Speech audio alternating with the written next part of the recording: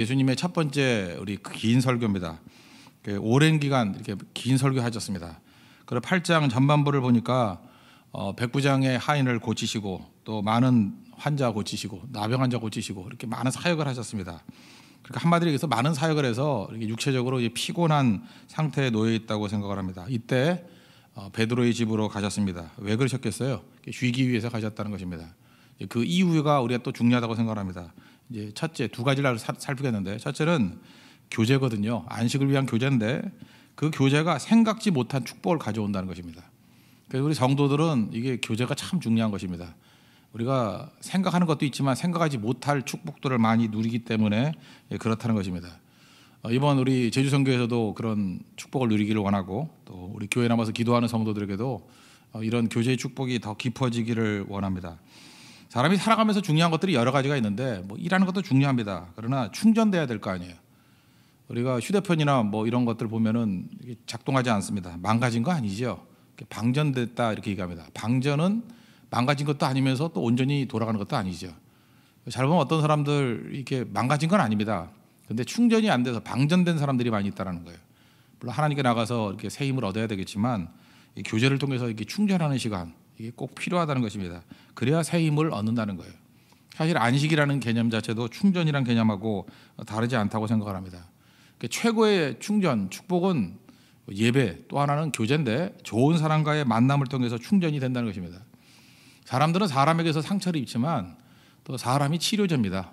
여러분 잘 보세요. 어떤 사람이 정서적으로 문제가 있고 또 심지어 육체적인 문제가 있는 사람들도 사람 만나면 사람이 치료자가 되어서 회복되는 경우가 있다는 것입니다. 우리 다 나이 들어갑니다. 노년에 준비돼야 될 게 뭐냐? 한마디로 해서 돈 준비해야 된다는데 절대 그렇지 않아요. 돈 있다고 다 행복한 거 아니고요. 세 가지 준비하라 그러지 않습니까? 첫째는 할 일, 나이 들어서도 할 일, 사명이죠. 우리 끝까지 선교할 수 있으니까 할 일이 있습니다. 그죠? 할 일. 또 하나는 뭐예요? 우리가 친구예요, 친구. 그죠? 이렇게 같이 지낼 친구. 나이 들어서 행복한 사람들 보면은 친하게 지내는 사람 7명 이상의 친구가 있는 사람들이 건강하고 영육이 건강하고 잘 지낸다는 얘기가 있습니다. 그리고 세 번째는 죽을 준비죠. 곧 하나님 앞에 서야 될 테니까 준비된 인생이 돼야 된다는 것입니다. 그중에 놓쳐서는 안 될 게 뭐냐? 친구는 하루아침에 생기는 게 아니라는 거예요. 이게 교제를 통해서 하나님 앞에서 믿음의 동역자들을 세우는 것이 꼭 필요하다는 것입니다. 예수님도 어찌 보면은 그 나사로의 집, 그게 친구 집이었고, 또 베드로의 집, 제자였던 친구 집이잖아요. 쉬는데 가셨다는 것입니다. 근데 14절 보니까 마침 그 장모가 계셨는데 열병을 앓아 누워 있었습니다. 15절 보니까 예수님께서 손을 만지시니 열병이 떠나가고 그 여인도 일어나서 예수님을 수종들었다, 이런 얘기를 합니다. 이거 베드로의 장모를 고치고자 한 거 아니잖아요. 교제를 통해서 부수적으로 이루어지는 일들이 이렇게 엄청나게 많이 있다는 것입니다. 제가 이렇게 목회를 돌이켜 보니까 이게 성도의 교제를 통해서 생각지 않았던 축복이 뭐가 있을까 보니까 그 취업이 안 되는 사람이 취업이 되는 경우가 되게 많아요. 길이 열려요. 그래서 교제만 잘해도 먹고 삽니다. 근데 대개 보면 이제 어려움 당한 사람 보면 교제를 안 해요. 그래서 길이 다 막혀 있고 자기가 자꾸 찾아나가려고 그러는데 교제를 통해서 길이 열리게 된다는 것입니다. 결혼이야 말할 것도 없죠. 결혼 혼자 하는 거 아니죠. 결혼하면은 결혼 못 해요. 그냥 교제 나누는 거예요. 성교하고 예배드리고 교제 나누다 보면 저절로 만나게 되는 거 아닙니까? 만남의 축복은 거기서 이루어지게 된다는 것입니다. 또 이걸 통해서 가족 구원이 이루어져요. 내가 전도가 잘 안 되잖아요. 근데 또 묘하게 그 교제권을 통해서 그 친구 오다가 이렇게 예수 믿게 되는 경우도 참 많이 있어요. 아들의 전도는 안 믿는데요. 아들 친구의 전도는 또 영접하는 사람들이 있다라는 것입니다. 오늘 본문과 같이 병자가 낫는 일도 벌어지게 된다는 것입니다. 최근에 있어서 제가 제일 기억나는 것 중에 하나는 뭐냐면 성도의 교제를 통해서 저 김포에 있는 집 진짜 안 팔렸어요. 그 집은 그거 안 팔리면 흑자 도산하는 집 아니었어요.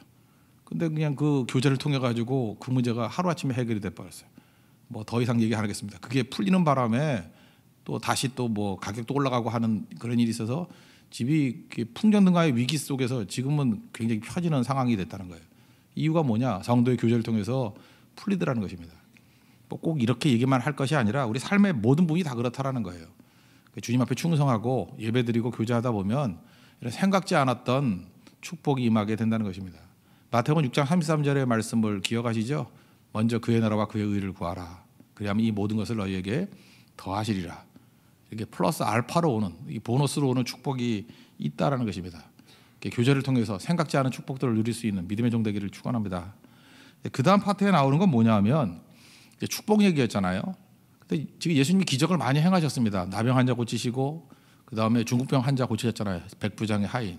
그리고 많은 병자들을 고치셨습니다. 기적이죠. 그래서 많은 사람이 따라왔다 이런 얘기를 합니다. 그 18절 보니까 뭐 사람 무리가 애워쌀 정도로 막 왔대요. 인기 좋았죠. 반응이 참 좋았다는 것입니다. 그런데 거기서 머무르면 아니고 진짜는요. 기적만이 아니라 힘든 일이 있을 때도 같이 해야 된다는 것입니다. 한 서기관이 나와가지고 이렇게 얘기합니다. 내가 어디로 가든지 주님 따라가겠습니다. 그때 예수님께서 이게 얘기하는 게 뭐예요? 그 여우도 굴이 있고 공중의 새도 거처가 있을 때 인자는 머리 둘 곳이 없다. 예수님께서 일부러 뭐 사실이기도 하지만 예수님의 실상을 얘기해 주는 거예요. 나 홈리스야 그런 뜻이에요. 나 따라오면 기적만 행하고 뭐 좋은 것만 있는지 알지. 나 머리 둘 곳 없어. 집도 없어. 나 따라다니면 아마 이런 생활을 해야 될지도 몰라. 뭐 이런 얘기겠죠. 여우도 굴이 있고 새도 거처가 있는데 난 없어. 그냥 장돌배기야. 그렇게 뿌리 내리고 살아가는 인생 아니야. 이렇게 얘기를 했다는 것입니다. 무슨 얘기입니까? 예수님 따라다니려면 또 예수님께 진정한 친구가 되기 위해서는 어디로 가든지 따라가겠습니다. 그러면 이 각오가 있어야 된다는 거죠. 더 얘기가 없는 거 보니까 안 따라왔던 것 같아요. 그죠? 하나님 앞에서 우리도 중요한 게 진짜가 되기 위해서는요. 좋은 것뿐만 아니라 힘든 데에 동참해야 된다는 거예요. 어떤 사람은 그러죠. 뭐 교회에서도 좋은 사람이 없고 친구가 없다고. 여러분 한번 분석을 해보면 어떤지 아시죠? 자기가 자기를 모르잖아요. 진정한 친구가 없는 사람들의 특징이 뭐냐면 좋을 때만 따라다니기 때문에 그래요. 친구는요. 언젠가 그 사람이 어려울 때가 있잖아요. 힘든 때 같이 있어주면 친구 된다고요. 근데 힘든 때는 다 떠나가 버리고 좋은 것만 추구하는 인생들은 나이 들어도 친구 없어요.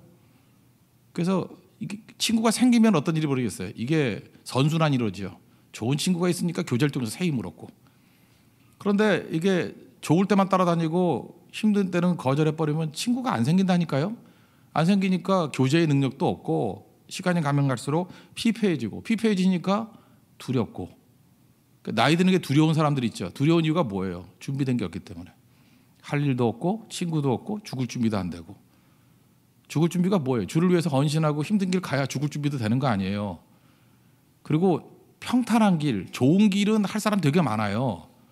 근데 고생하고 힘든 길, 십자가의 길을 걷겠다 그러면 그런 할 일은 지천에 깔려 있어요.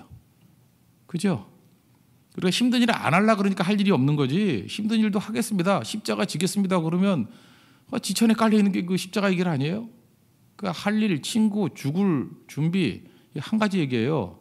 힘든 길도 같이 갑니다. 그러면 동시에 다 생기는 거라는 것입니다. 이게 복이라는 거예요. 하나님 앞에서 이 복과 축복을 누릴 수 있는 우리 하나님의 거룩한 백성들 되기를 바랍니다. 그래서 예수님께서는 사람 모이는 메시지만 주지 않았어요. 여기서는 지금 뭐예요? 내가 어딜 가든지 따라가겠습니다 하는 얘기를 여우도 굴이 있고 새들도 거처가 있지만 인자는 머리 둘 곳이 없다. 그러니까 뭐죠? 떠나갈 얘기를 하는 거예요. 힘든 거 가야 돼. 그랬더니 부자 청년도 떠나갔고 이 서기관도 떠나가고 떠나가는 사람들 많더라는 것입니다. 여러분 떠나가시겠습니까? 그게 함정이라는 거예요. 그래서 무조건 신앙생활이라는 건 뭐냐면 모든 것들을 다 누리기 위해서는 그의 나라와 그의 의를 구하는 거예요. 그의 나라와 그의 의를 구하는 것이 힘든 길이라 할지라도 그 길을 걸어가는 것입니다. 그러면 나머지 모든 것을 더하시는 인생을 산다는 것입니다.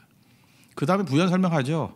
그 아버지 장사하고 오겠습니다. 그랬더니 죽은 자들을 장사하라. 이게 뭐 복잡하게 생각하지 말고 급한 일과 중요한 일을 구분해 살아가라는 거예요. 여러분들이 약간 여유가 있어야 되고 우리 그 밭 비유를 했었죠. 길가가 있고 또 돌밭이 있고 가시떨기가 있는데 가시떨기 특징이 뭐라 그랬어요? 욕심. 하나님 믿어요. 하나님의 능력도 알고 다 알아요. 근데 욕심 때문에 빈 시간을 두지 않는 거예요. 그냥 분주하게 뛰고 하나님도 잘 믿고 뭐 내 욕심으로 다 얻으려고 그러는 거예요. 하나님 주시는 거 말고. 그러다 보면은 시간이 없거든요. 쫓기거든요. 이 cold people이 돼야 되는데 이게 driven people이 되는 거예요. 쫓기는 인생이 되는 거예요. 부름받은 인생, 사명자가 되는 게 아니라. 그러면 이 사람의 특징이 뭔지 알아요? 막에 이렇게 만들어버려요. 바쁘게 만들어버려요. 그러면은 중요한 일 안 합니다. 급한 일만 해요. 지금도 괜찮은 성도들 보면은 겉멋이죠. 이게 바쁜 게 자기를 가치 있다고 생각한다고요. 그래서 그냥 작은 시간을 못 놔둬요. 이게 조용한 시간을 좀 가져야 되는데 그냥 분주하게만 돌아다녀요. 그러니까 급한 일만 하는 거예요. 중요한 일은 다 놓쳐버리고. 여러분 중요한 게 뭐냐면 하나님 앞에서 이 우선순위를 세워야 됩니다. 그래서 중요한 일 먼저 하는 거예요. 하루에 1, 2, 3번 중요한 일 꼭 해야 됩니다. 그 나머지 다 이루어져요. 하나님 앞에서 이 모습 가지라는 것입니다. 이게 되게 중요한 거죠. 그러니까 여기서 중요한 일 먼저 한다는 얘기가 무슨 얘기예요? 중요한 일이 뭐겠어요? 그게 힘든 일이에요. 힘든 일 하는 거예요. 힘든 일. 그게 사명의 길이거든요. 그거 먼저 하면 이루어지게 된다는 것입니다. 우리가 어떤 형제 얘기인데 뭐 이름은 얘기 안 할게요. 그냥 아주 훌륭한 형제입니다. 뭐 겉으로 볼 때는 훌륭하지 않았어요. 뭐 옷도 촌스럽게 입고 다니고 하여튼 이상했어요. 근데 지나놓고 보니까 정말 훌륭한 거예요.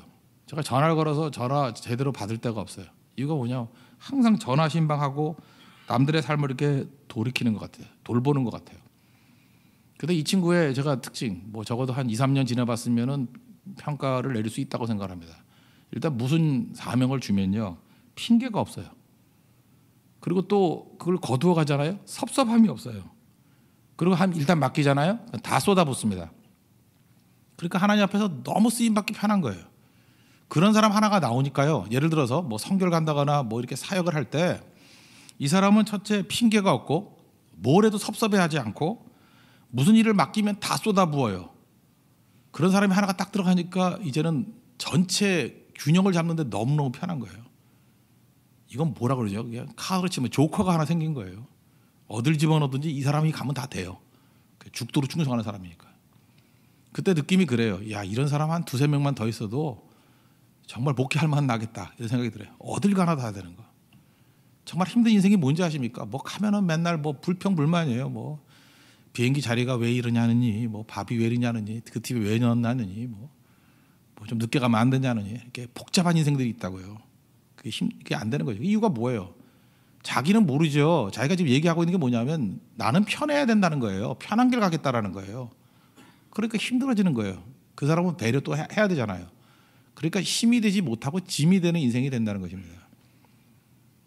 그 사람은 친구 아니죠. 그 뭐 친구겠어요. 사역의 대상이지.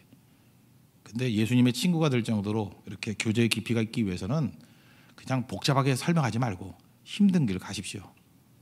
십자가의 길은 너무 거창하니까 항상 힘든 길을 가십시오. 힘든 길을 가면 하나님의 은혜가 또 넘쳐나게 되고 꼭 필요한 거, 그냥 나이 들면서 필요한 것들, 할 일, 친구, 죽을 준비 다 되는 거예요. 그리고 생각지도 않았던 교제의 축복 다 누리게 되는 거예요. 그러니까 한마디로 얘기해서요, 이게 되는 순환이 막 이루어지는 거예요. 그 사람 자꾸 되는 거예요. 그러니까 이 못된 성격 가진 사람들이 볼 때 이상한 거죠. 쟤는 뭐 별로 한 것도 없는 것 같은데 뭐 일이 된다고. 어디서부터 풀린지 아십니까? 기적만이 아니라 힘든 일을 기꺼이 같이 나누려고 하는 자세, 그 하나가 그 인생 전체를 다 뒤바꿔 놓는다는 것입니다. 우리가 교회에 있던, 가정에 있던, 선교지 현장에 있던 언제나 이 하나님께서 주시는 이 힘든 길, 십자가의 길, 사명의 길을 기쁜 마음으로 감당할 수 있는 우리 믿음의 신실한 종들 되기를 축원합니다. 자리에서 일어나겠습니다. 323장 찬송하겠습니다. 323장.